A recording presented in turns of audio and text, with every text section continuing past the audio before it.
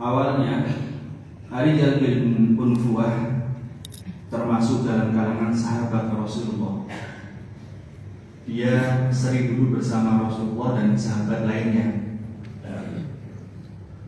Tatkala duduk bersama para sahabat, Rasulullah pernah bersabda yang membuat sahabat ketakutan. Apa sabda Rasulullah itu? Rasulullah bertutur, "Inna fikum la rajulan darsuhu fi nari a'dhamu min jabalil ahad." Sesungguhnya di antara kalian ada seseorang yang gigi gerhamnya di neraka lebih besar dari gunung Uhud. Kaget bukan kepalang, kabar ini dibawa oleh seorang yang tak pernah berbohong, kabar langit yang tak pernah meleset, kabar yang 100% benarnya. Berbeda dengan kabar-kabar saya ini yang bisa disebarkan oleh siapa saja di media sosial yang tidak jelas kebenarannya. Singkat cerita, para sahabat yang berada di hadapan Nabi pada saat itu satu persatu meninggal dunia dengan keislaman yang baik. Hanya tersisa 2 nama saja, sahabat Abu Hurairah dan satu orang yang berasal dari Bani Hanifah, Ar-Rajal bin Unfuah. Jamaah subuh yang dirahmati Allah, Ar-Rajal bin Unfuah merupakan sosok yang pernah menemui Rasulullah dan berislam di hadapannya. Dia merupakan ahli ilmu yang pernah merebut ilmu langsung dari Rasulullah. Bahkan dirinya memiliki ilmu Al-Quran dan merupakan orang yang gemar melakukan amal kebaikan. Rafi bin Hadis pernah bersaksi, sungguh Ar-Rajal bin Unfuah merupakan orang yang khusyuk beribadah, ahli membaca Al-Quran, berkelakuan baik dan sungguh istimewa perangannya. Pada masa kekhalifahan Abu Bakar, Khalifah mengutus Ar-Rajal bin Unfuah untuk membendung fitnah Musailamah al-Kadzdzab, sang pendusta yang mengaku sebagai seorang nabi. Bermodal kecerdasan dan penguasaan Al-Quran, Ar-Rajal berangkat dengan penuh percaya diri. Jejak langkahnya penuh kemantapan, tidak goyah. Di lain pihak, Abu Hurairah semakin merasakan kegalauan yang sangat. Ia beranggapan jangan-jangan dirinya yang dimaksud Rasulullah dalam sabdanya yang ia dengar sendiri. Menggigil badannya, keringat cemas semakin bercucuran, was-was dan khawatir merasuki tubuhnya bergantian. Ia pun bersembunyi dalam selimut ketakutan yang tidak karuan. Matanya tak mau terpejam ditidurkan, dan belum tenang rasa cemasnya sampai takdir menyingkapkan takdir orang yang bernasib celaka itu.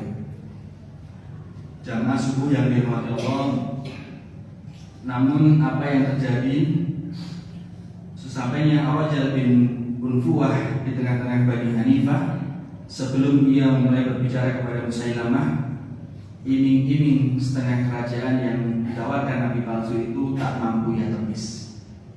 Ar-Rajal yang banyak beribadah hanyut dalam bualan sang bohong.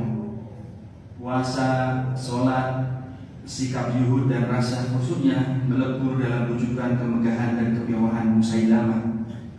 Bagai bersambut, ia pun mengamini dan menjadi penguat seruan kemurtadannya. Pada akhirnya, kerusakan di tengah-tengah masyarakat akibat ulah Ar-Rajal justru lebih besar daripada kerusakan yang ditimbulkan oleh kepalsuan Musailamah sendiri. Dengan modal hubungan dengan Rasulullah, ditambah lagi kefasihan dan kecerdasan dalam bidang Al-Quran, daya tarik kedustaan Ar-Rajal semakin kuat. Berbondong-bondong kaum muslimin murtad dan mengakui kenabian Musailamah. Jumlah orang-orang yang bergabung kepada Musailamah pun semakin bertambah.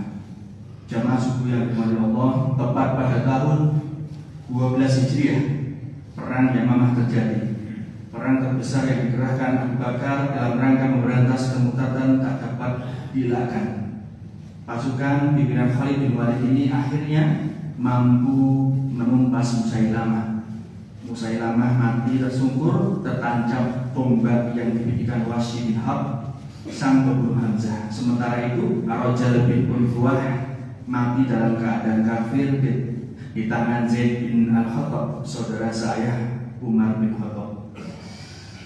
Mati dalam keadaan hina meski sebelumnya telah merebut ilmu langsung dari Rasulullah. Mengetahui hal itu, lantas Abu Hurairah pun bisa keluar dari suasana batin yang penuh kegamangan. Bapak, Ibu, saudara sekalian, pelajaran apa yang bisa kita petik? Pelajaran pertama, ini bahayanya fitnah ilmu yang menimpa pribadi yang sesat. Ar-Rajal membawa ilmu Al-Quran, namun pada saat yang sama dirinya mengeluarkan kalimat-kalimat kekafiran, kalimat yang justru sebenarnya bertentangan dengan Al-Quran. Akibatnya sangat berbahaya. Mengapa demikian? Lantaran kalimat yang diucapkan Ar-Rajal, 50.000 kaum muslim seketika masyarakat awam tersebut menganggap bahwa dialah sosok berilmu yang diikuti pendapatnya. Jadi berhati-hatilah dalam mengeluarkan kalimat bagi mereka yang berilmu, karena kalimat-kalimat dari orang berilmu itu didengar, ketika salah dia bisa menyesatkan banyak orang.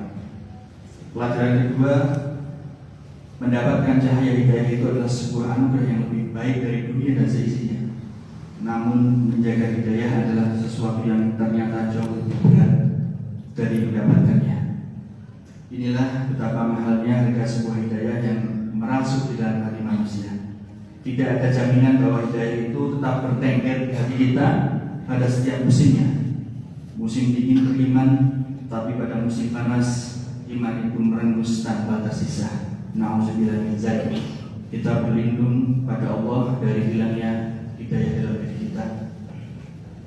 Ya muqallibal qulub, tsabbit qulubana ala din. Rabbana la tuzigh qulubana ba'da idh hadaitana wa hab lana min ladunka rahmah innaka antal wahhab.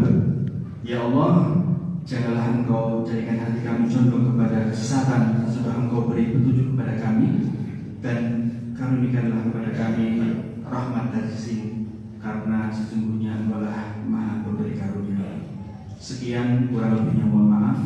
Bismillahirrahmanirrahim. Wal 'asri innal insana lafi khusrin illal ladzina amanu wa 'amilus solihati wa tawassaw bil haqq wa tawassaw bis sabr. Wassalamualaikum warahmatullahi wabarakatuh.